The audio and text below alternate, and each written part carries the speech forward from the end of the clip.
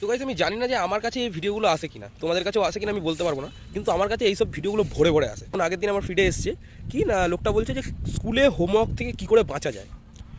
তো বলছে স্কুলে হোমওয়ার্ক থেকে বাঁচা যায় এইভাবে যে তুমি যেদিন হোমওয়ার্ক দেখানোর কেস আছে সেদিন তুমি বাড়ি থেকে হাগু করে যেও না।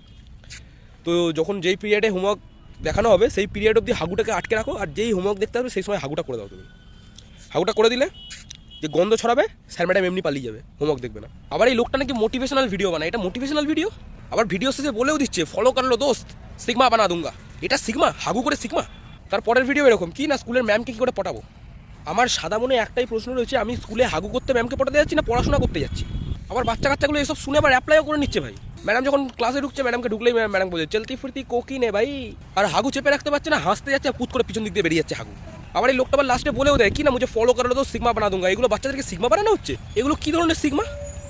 ক্লাসের মধ্যে গিয়ে হাগু করে দেওয়া, ম্যাডামকে পটানো, এগুলো সিগমা? এগুলো কোন লেভেলের সিগমা?